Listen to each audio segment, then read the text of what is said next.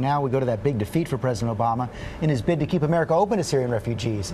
Democrats joined Republicans to pass a bill that would suspend the Syrian refugee program until a much tougher screening process is put in place, and there were enough votes in the House to override the president's promised veto.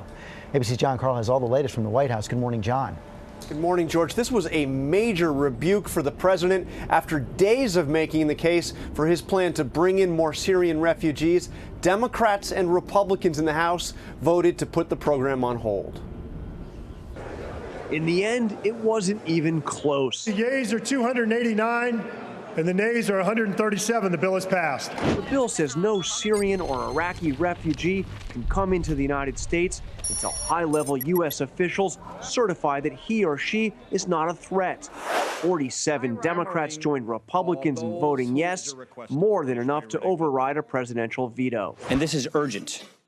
We cannot and should not wait to act, not when our national security is at stake.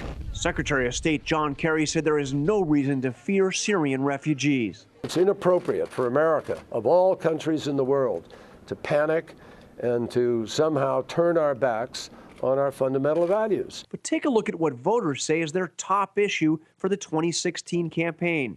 More name ISIS than any other issue by far, and terrorism is tied for second. Stoking more fears, news that 2 Syrian families, including 4 young children, showed up at a U.S. border crossing in Texas seeking asylum. That prompted this from Donald Trump via Instagram. They're going to be pouring in. We don't know who they are. Could be ISIS. Fellow Republican frontrunner Ben Carson compared screening refugees to protecting children from rabid dogs. If there's a rabid dog running around your neighborhood, you're probably not going to assume something good about that dog, and you're probably going to put your children out of the way. Doesn't mean that you hate all dogs by any stretch of the imagination. Hillary Clinton accused Republicans of violating fundamental American values. Discriminating against Muslims, slamming the door on every Syrian refugee, that is just not who we are.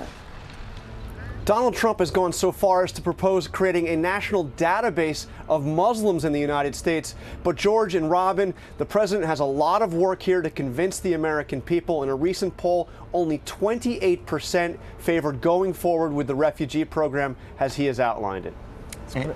And you've got 31 states now saying they're not going to welcome the refugees. So this is going to be a tough fight. All right, John, thank you very much. It's going to remain a hot debate, George.